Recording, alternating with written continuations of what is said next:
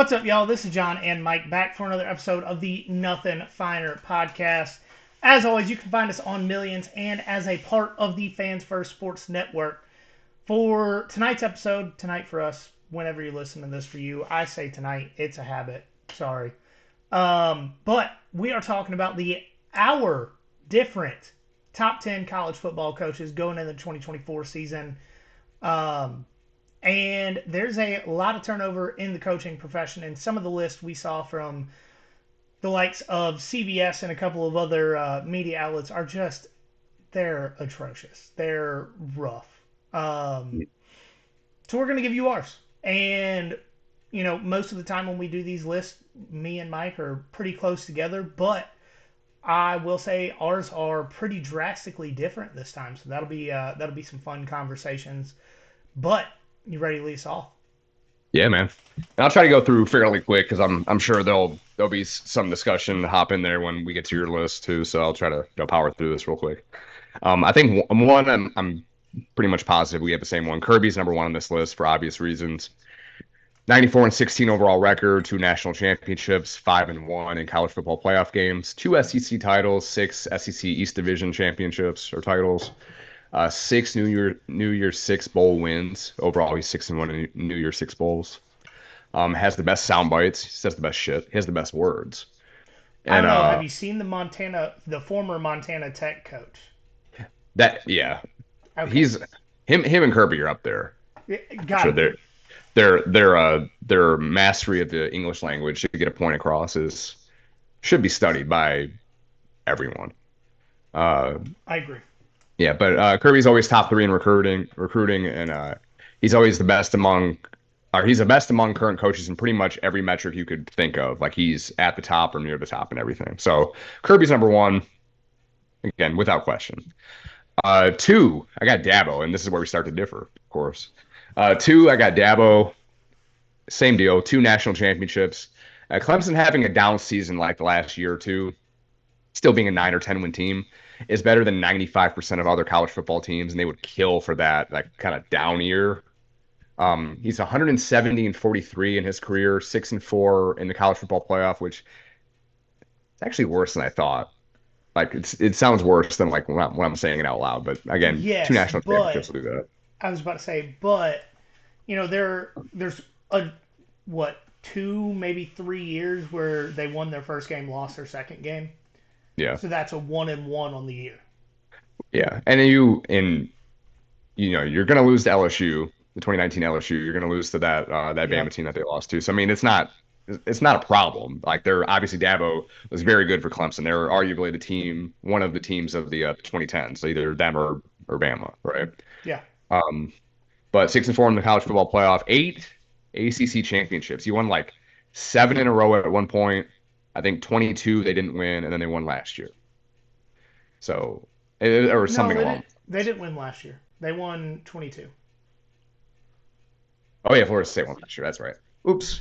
I mean, eight in Dabo's tenure is pretty good still. Third, I have Kyle Whittingham, the Utah head coach. He was hired as head coach in 2005 after college football's unmoral compass, Urban Meyer, went to Florida, and he's been the Utah head coach ever since, which is crazy to think of.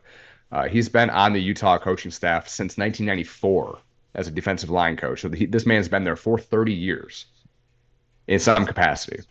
And then and he's been a Utah lifer in general. I think he went to school at BYU. So like he's the state of Utah. He knows very, very well. Um, You could he say he's a super soaker for sure. definitely a damn good super soaker. uh, get that man a sister wife. So Bryant.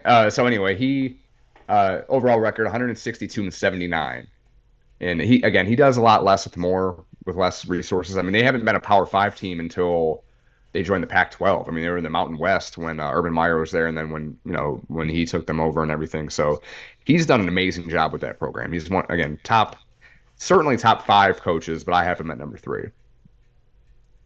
4, I have Brian Kelly. 2 college football playoff appearances and a BCS national title appearance. He's the winningest coach in Notre Dame history. Even though he's a prick, there's plenty of stories to back that up. His But teams are almost he's always. so. He's an asshole in the same way that I am.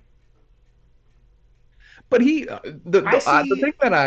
thing that I go back to with him is like with the assistant coaches when he had like his Christmas party, instead of having them come in for it, he had them like be valet parkers for the fucking party.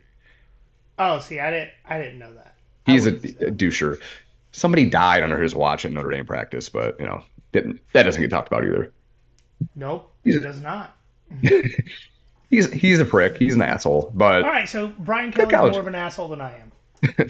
Yeah, you haven't killed anybody. That I Uh, well, OSHA probably saved you a few times, I'm sure. oh, yeah, it's 100% OSHA. Yeah. Um, but even though he's a prick, his teams are almost always a lock for 9 wins, no matter where he's at. 283 wins, 103 losses, and two ties overall in his career. He is 20-7 at LSU, which I didn't think it was that bad until, again, I wrote this out. I thought he was better than that, but last year was kind of a down year for them winning wise. Um, he won two Division II national championships. Shout out to Grand Valley State up there near Grand Rapids. He won a couple up there. Some would But say I the hit better Lakers. some would. I think they have more championships this century than the Los Angeles ones do, Sold. or it's tied. It's Sold. Grand close. Valley State are the better Lakers. Yeah. All right. So Brian Kelby's number 4 for me. Number 5 is actually Mike Gundy, and I was kind of conflicted on where to put him on this, but in the sense of doing more with less, he's up there as well. He's been a coach at Oklahoma State since 1990, so literally my entire life, with the exception of 3 years, I should say. I think he did a year at Baylor and 2 years at Maryland, or vice versa, as like an assistant coach. But he took over for Les Miles in 2004 when Les went to LSU. He's 166 and 79 overall. So it's actually a little bit better than he has a couple more wins than Kyle Whittingham. Um, but with that record, he only has one Big 12 title in 3 appearances. His teams will usually lose a game they have no business losing, like i.e., like Central Michigan a few years ago. South Again, no. Alabama last year. There we go. I forgot. Yeah, I forgot about that one too. Sheesh. Um, but his teams are usually overachieve, given that they're the little brother in their own state that really doesn't have a lot of in-state talent. Everything in Oklahoma comes from Texas, college football wise, for the most part. Um, but given that they're the little brother in their own state and they don't usually get blue chip talent, like Mike Gundy does more with less, maybe than anybody else in the country. Dan Mullen stands would argue with that, but Yeah. Um, Current head coaches for sure.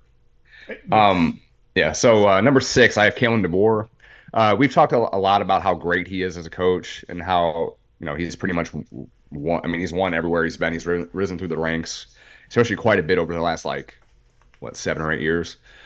I Um, mean, he was an offensive coordinator in 2020. oh, at Fresno, right? No, he Or was no, at Indiana. Indiana's. Yeah, Yeah, yeah. But he's done very good for himself. But he's talked about how he's risen through the ranks to now get this opportunity to take over for the GOAT at Alabama. He is 104 and 12 overall. Again, we talked about that a lot.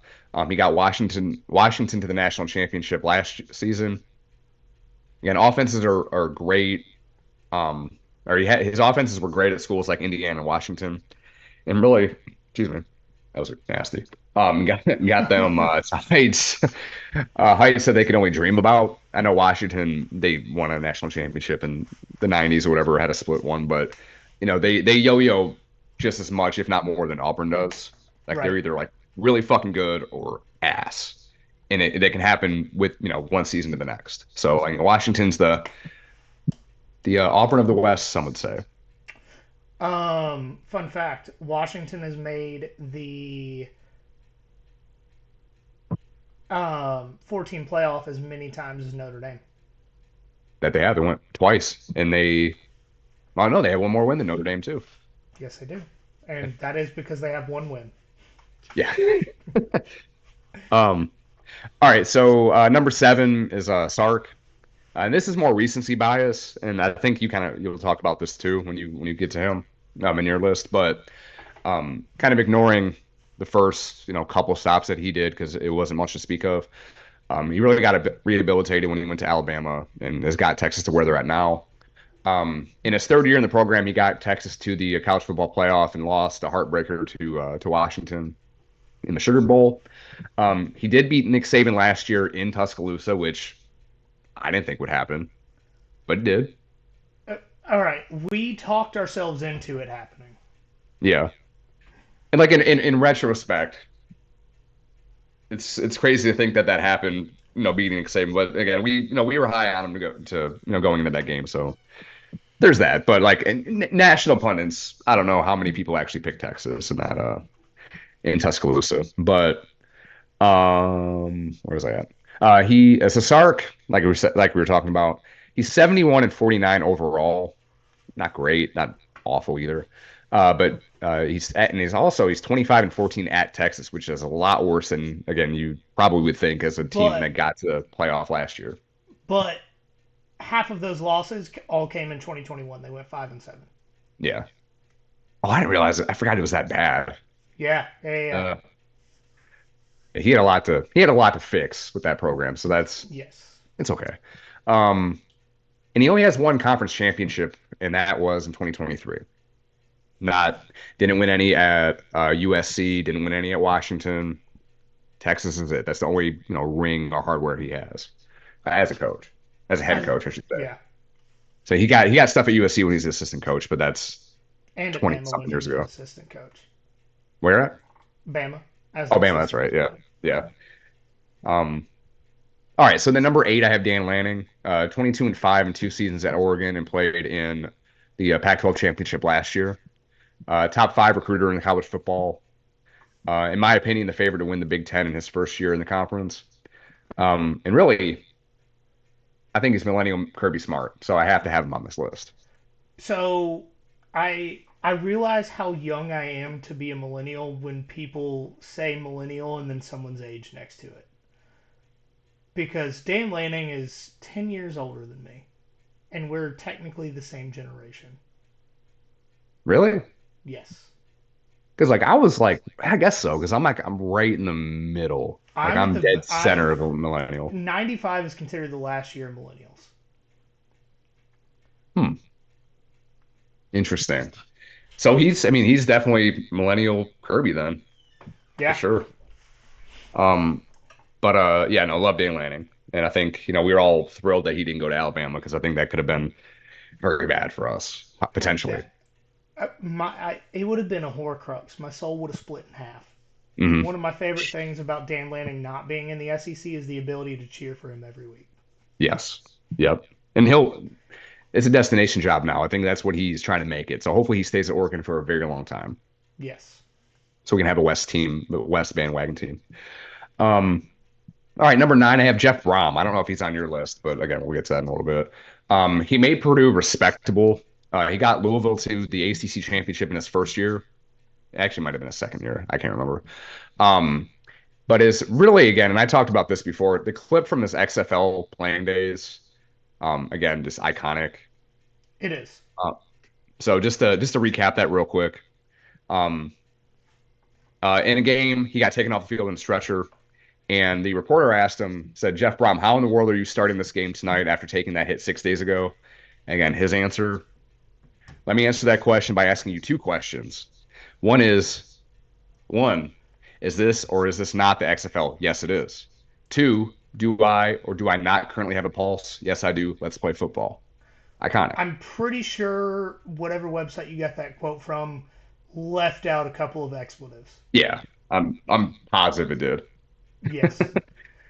It was hard to get like an actual written down because I just wanted to copy and paste it. Sorry for not citing that. Whoever would care about that. Plagiarism, you're But kicked out of Nothing Finer University. fuck. um, but with Brom, he has 2 CUSA Conference USA championships, 1 Big Ten West Division title, and then again 1 ACC championship game appearance. And And again up there, really, I mean, while we're talking about his Purdue career for just a second, he really brought the Spoilermaker name to Purdue. yeah, Like he's the guy that beat multiple number 2 teams. Yeah. that was him as a coach. Hmm. But he in terms of like doing less with more, I mean, him and Mike Gundy, maybe even so, I think even more so Jeff Brom in that case, um, does less with more than, or more with less than anyone else in the country. And he would be higher on this list if he had been coaching longer. He hasn't been coaching all that long. Right. It's less than 10 years for sure. Um, and then finally, number 10, and I can't, it's weird having him all the way down this list because places like CBS had him like even further down. But Which number is 10 insane. from, right, I know. But number 10 is Lane Kiffin. 94 and 49 in his college career. He's 34 and 15 at Ole Miss. Two Conference USA championships with FAU. He's been bowl eligible every year at Ole Miss, which is really incredible coming off the Hugh Freeze sanctions and uh, probation and all that other shit. And then kind of we love Matt Luke here, but he's not a head coach. So coming off of that kind of Ole Miss being in the wilderness for a few years, for him to win 10 games in 2021 and then 11 in 23, which is our first 11 win season in program history, he did a hell of a job. So really, Lane has two of the three double-digit win seasons in Ole Miss history since the 1960s, since they won the national championship. Two of the Yes. three, Yeah. 66% of their double digit win seasons. yeah, is Lane, and he's only been there a couple of years. So for him to do that and also ran university that's in the SEC West or was in the SEC West is really impressive. Obviously, he wasn't able to beat Saban, but again, how many guys do that routinely except for Hugh Freeze? But he didn't do it last year either. Should have did it last year, but he didn't. Should have. All But right. yeah, that's my top 10 though. So I'm actually really excited to go through mine just because of how drastically different our lists are. Mhm. Because, like I said earlier, we're normally really close together on a couple of these. We may have somebody one or two off, but our lists are almost entirely different. And I think we're going to get a lot of good conversation out of this. But number one, Kirby, I you said everything that I needed to say. I will add one thing. Um, if Nick Saban had not retired, he would be number one. Yeah, absolutely. Between 2021 2022, a lot of people were putting Kirby ahead of Saban. But the 2023 Alabama football team was the best coaching job of his career, far and away, bar none. Like, as Mhm. far as coaching jobs go, he finished on top. Yeah, Like, to he beat get Kirby. He that, beat Kirby for that number one spot. right. Not only did he beat Kirby in the SEC championship, but in one season, he took Jalen Milroe from a liability to a huge asset. No real running back depth to speak of. No wide receiver one. You had some good corners that are going to get exposed in the NFL, and your scheme is the only reason they were worth a shit. If I'm being entirely honest, I do not think Terrion Arnold or Kool Aid McKinstry are that good. Oh, They're fast and they're physical, but as far as coverage goes, they're not that great. Nick I need you to take that Saban, back about Terry and Arnold. Nick Saban pulled how many wins did they have last year? 12. Yeah, yep. He pulled 12 rabbits out of the hat. Mhm. Like Shit, even against USF. exactly. Yeah. No. It would be like one, and the next coach would be at three if Nick Saban was still coaching in college football.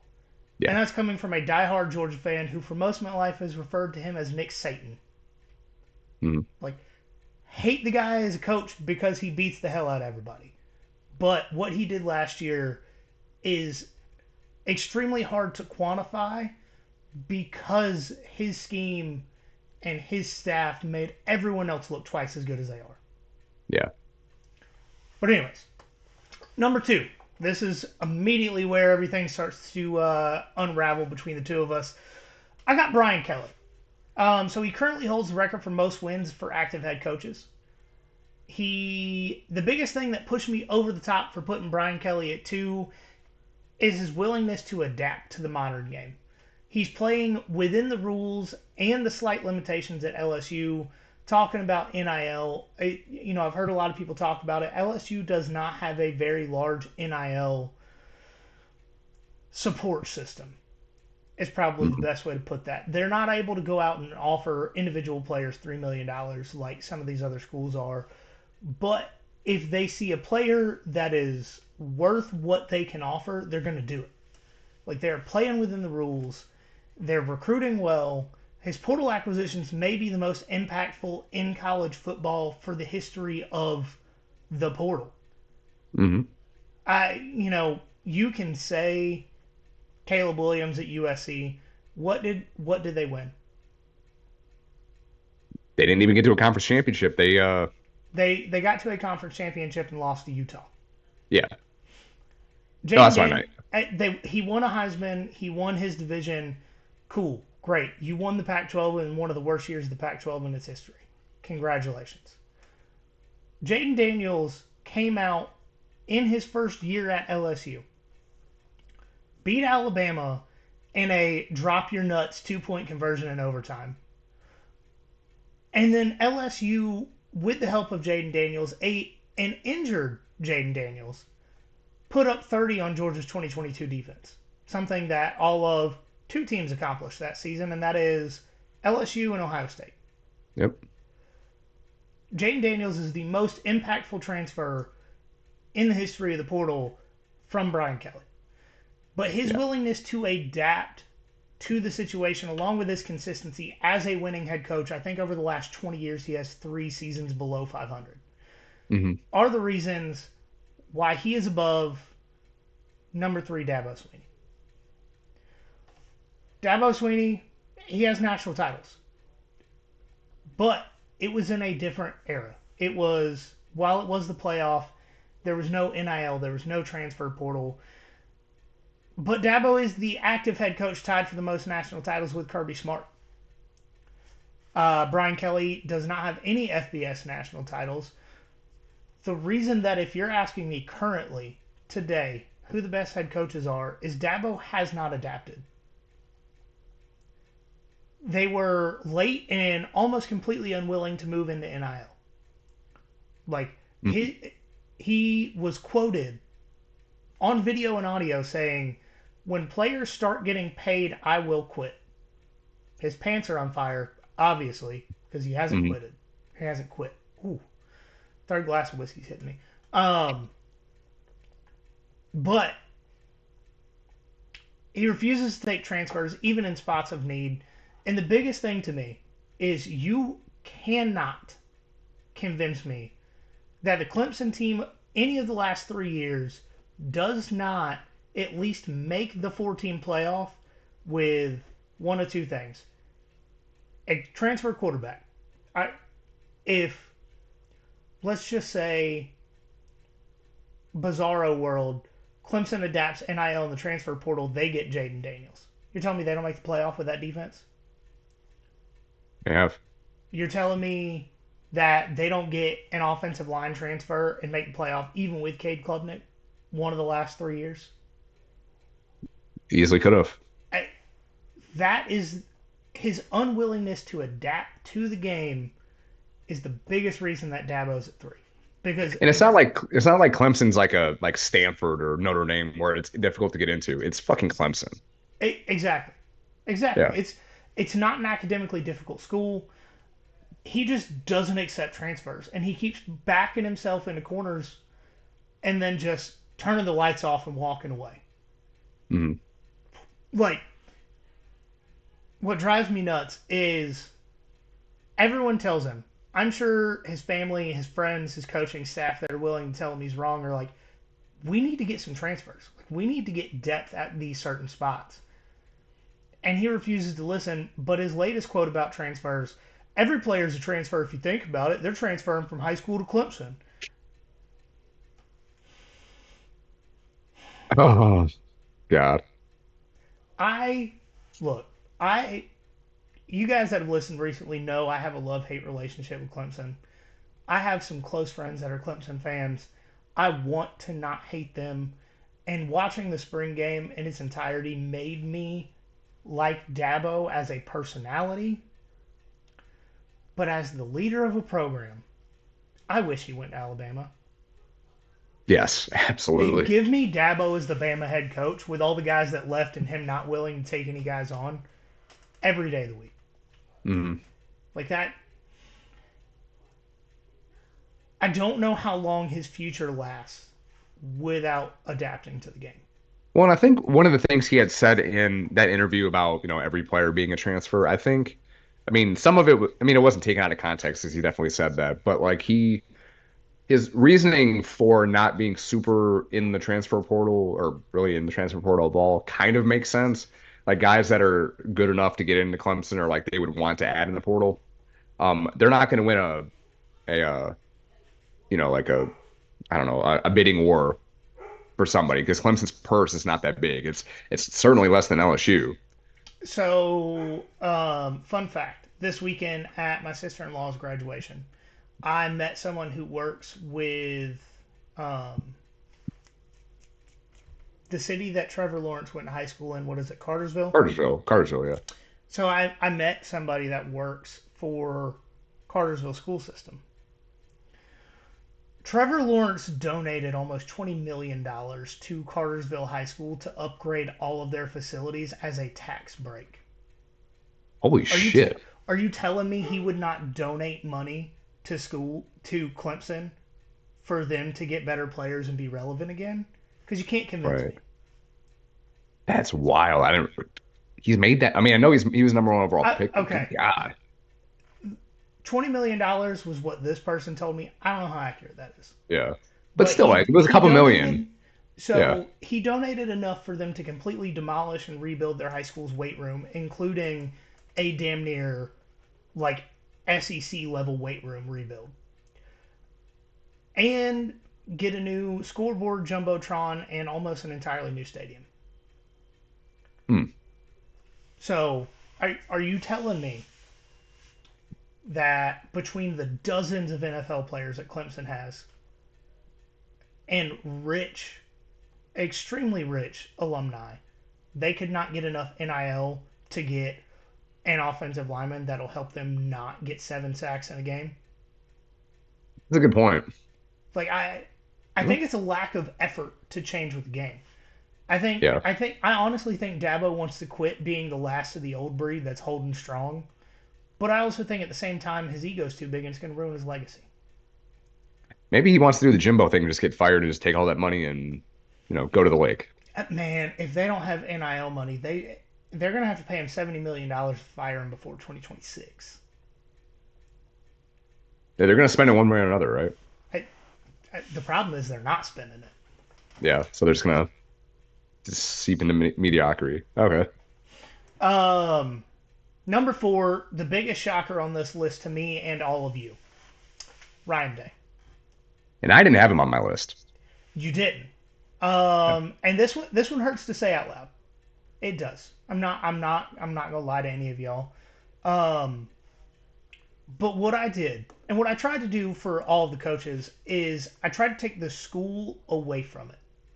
Like I tried to think of the coach and their accomplishments outside of the school that they coach for. He took over a program and has gone 56-8 in 4 seasons, 39-3 in the Big Ten, with only losing to Michigan in conference play. Hell yeah. He in the postseason, he's only lost New Year's Six bowls or national title games. Hmm. In Ohio State, since he took over, has not been outside of the New Year's Six sphere. He's obviously a hell of a recruiter, and if he coached for any other team in the country, I think both of us would have him top 5. Yeah, the reason why I didn't have him in the list was, I mean, losing to your rival 3 times in a row was tough. But I mean, that doesn't make him a bad coach. It was the whole being born on third base thing that Jim Harbaugh put up. Like he had was set up maybe better than any other coach ever taking over a position. Like he had this team ready made to go to a national championship when he took over after Urban Meyer, couldn't get out of his own fucking way. Um, and just like you talked about him being a great recruiter and all that, he absolutely is. I mean, they're always top 5, top 3, top 4, whatever in recruiting rankings. They get all these good skill players and all that, but like you know when it matters most when they're playing, talent adjacent teams, they're not the coaching is what gets you over the hump there, and he's not necessarily doing that consistently. Like you said, got him to a national championship. Granted, that was what 2020, Yeah, but no, that's a that tough. doesn't count for them. Yeah, They played it four fucking games. 2020 doesn't count for anybody Yeah. because in a regular 2020 year, it's entirely different. I will say I think it counts for Bama because they played 10 SEC games. Like that's insane. It is. It is. But for But Ohio they, State to get there, Ohio State shouldn't have made it to the you fucking know, playoff. we I don't talk a lot of shit for Bill O'Brien for him to get Mac Jones to be a first round pick. care. That he did. Now he couldn't do anything with him in New England, but he got him there. Correct. So while I understand what you're saying, how many national titles? Ohio State's been three, top five, if not top three in recruiting over the last since the year 2000, right? Yeah. How many national titles have they won since then?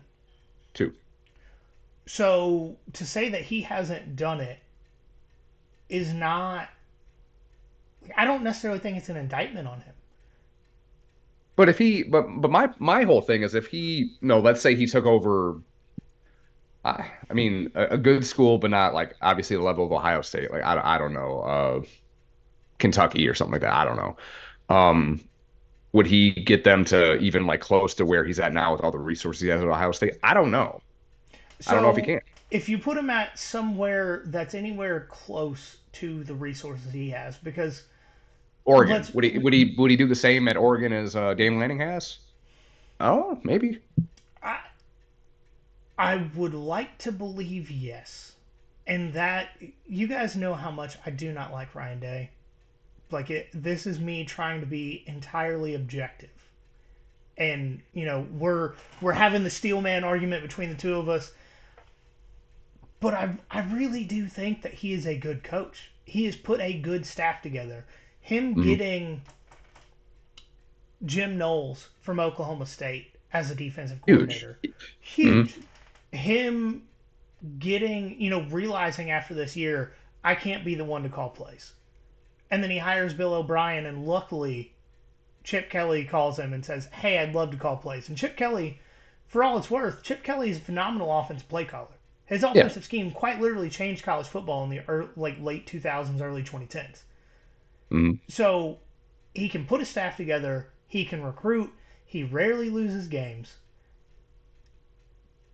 I think if you took Ohio State out of the equation, Ryan Day is a top five coach, and it hurts.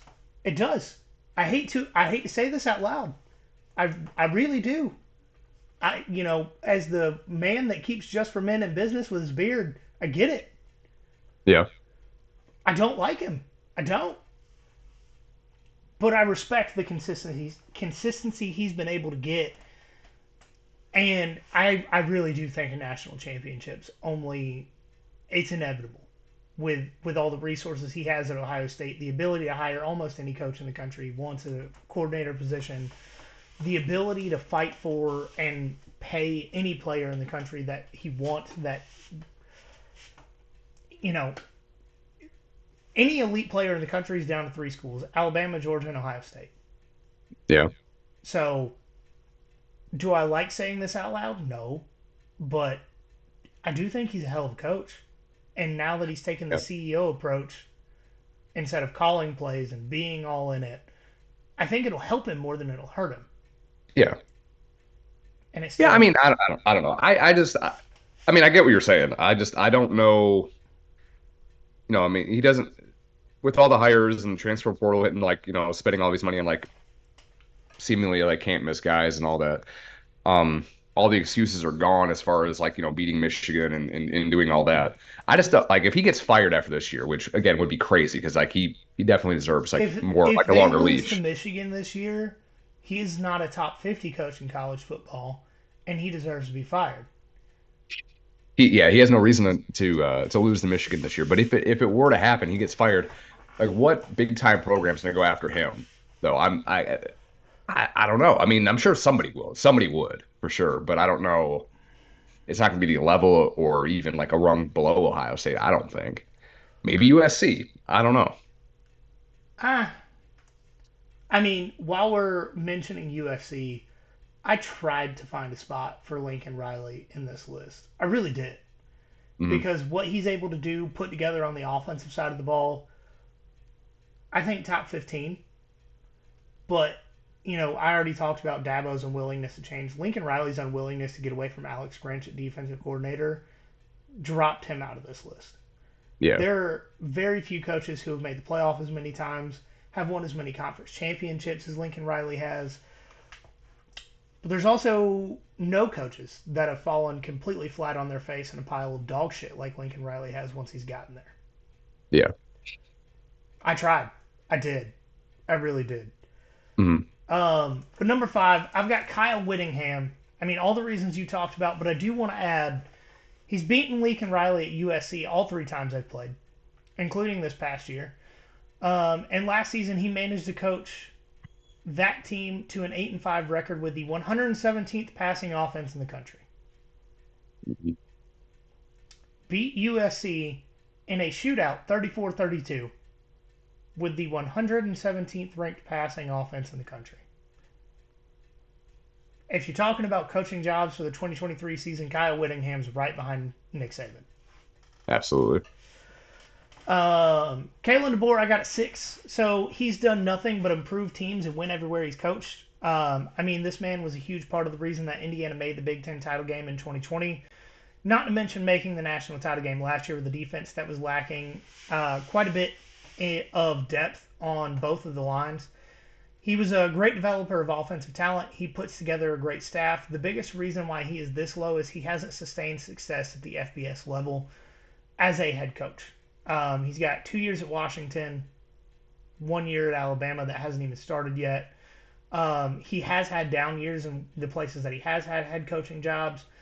Um, but he's a phenomenal coach, and I think he'll move up in this list should he sustain success at Alabama.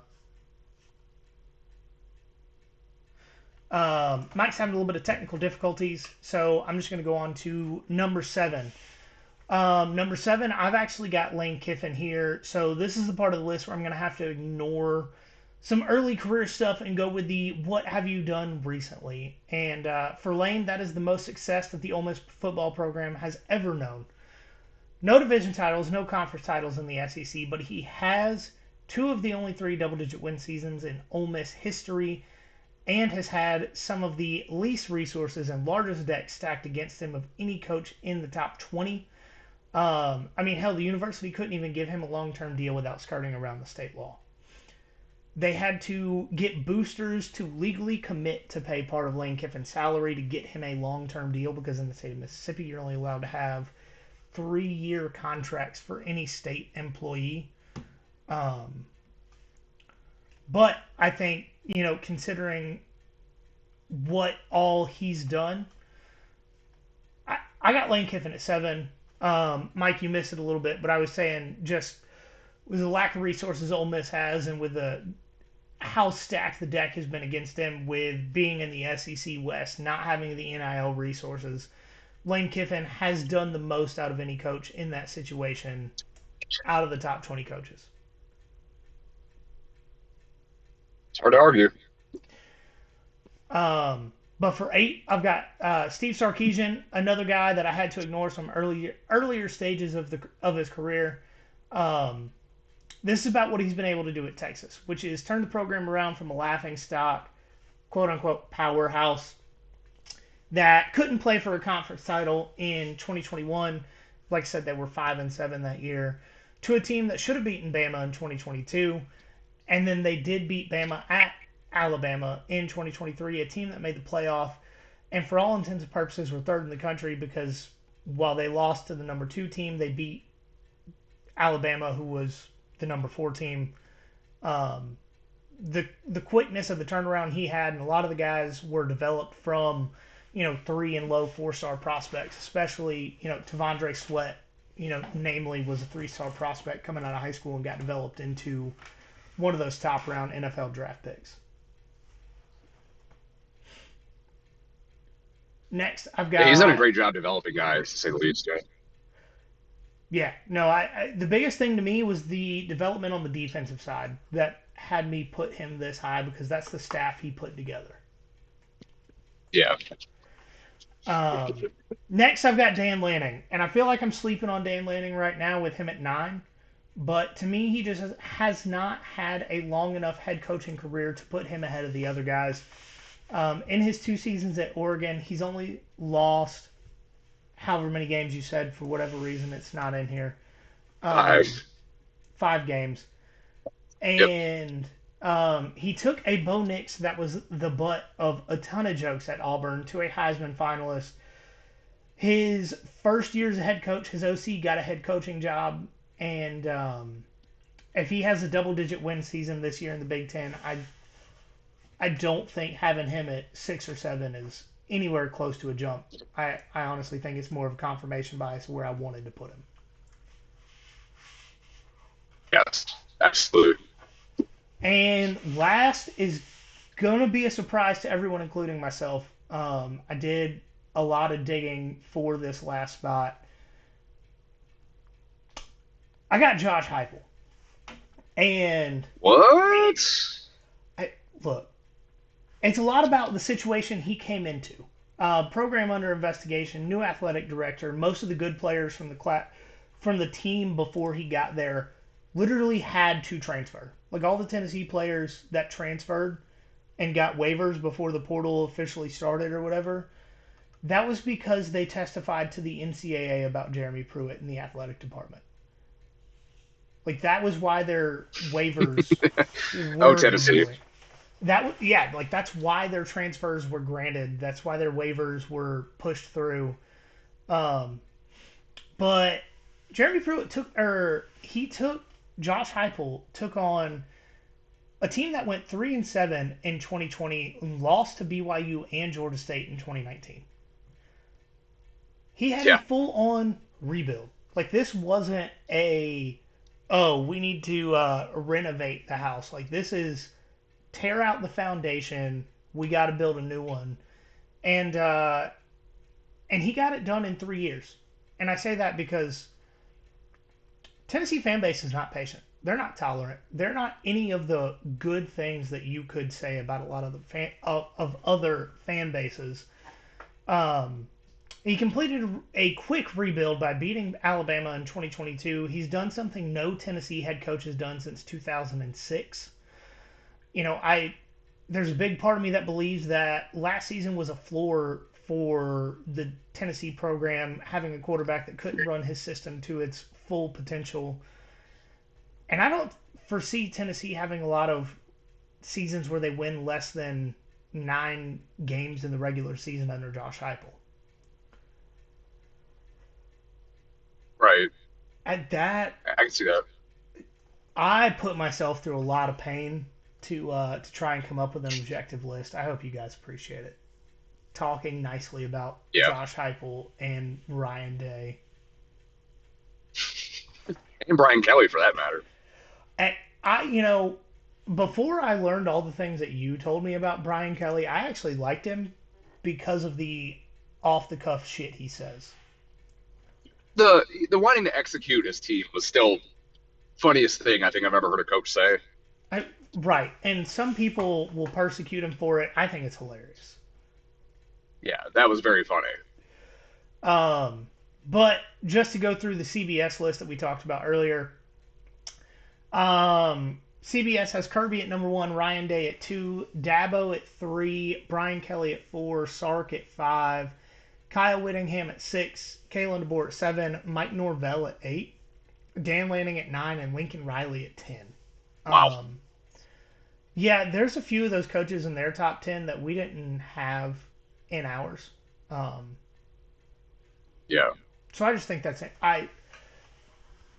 As much as I just said nice things about Ryan Day, he is not the number 2 coach in the country. That And is so like for what it's worth, like the CBS list, I cannot remember how many personalities they pulled for it, but they pulled like a lot of people. So he may not have been like number two on anybody's list, but just out of composite and I gotcha.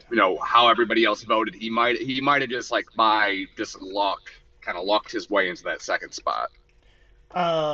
But just for you guys' information, so coaches that we had on our list that were not in CBS top 10, they had Lane at 14, Mike Gundy at 15, and Josh Heupel all the way down at 23. That's a little bit low for him. I that's crazy. Yeah. A couple of names that I thought about putting in my list. Lance Leipold and Dave Dorian. Lance Yes. Leipold is Kansas head coach. With what he's done to that program after they fired Les Miles is quite literally insane. I mean, a lot of Big Ten teams do not want to play Kansas, and then Dave Dorian's at NC State, one of the longer tenured coaches in college football, um, and he's consistently winning 8 to 10 games. The problem is they haven't done any. Neither of those coaches have done anything necessarily to win or compete for their conference, and that's kind of the biggest reason I left him off my list. But No, I'm also, with you there. they had Jeff Brom at 19. So just for y'all's information there. But that is going to do it for this episode of the Nothing Finer podcast. Follow us on social media if you haven't already at nothing.finer.pod on Instagram, at finerpod on Twitter, Facebook, and YouTube. Just search us there. You'll find us. Subscribe to the YouTube channel. We're going to try and do some different stuff with that moving forward. TikTok, Nothing Finer podcast. And if you haven't already, rate and review the show 5 stars. It would help us out quite a bit. I know we ask you guys to help us all the time, but we are still doing our best to grow. If you do that, send us a screenshot. We will send you a sticker. We've gotten more reviews and ratings, but we haven't gotten any screenshots. So if you do that, we will send you a sticker and a handwritten note. You may not be able to read it because it'll be my handwriting, but it kind of is what it is there. But no, we appreciate everything you guys have done for us, especially coming off of that best podcast in Savannah. And Mike's got some other stuff going on, so I'll close it out by myself here. As always, remember, guys, there is nothing finer in the land than a drunk, obnoxious Georgia fan.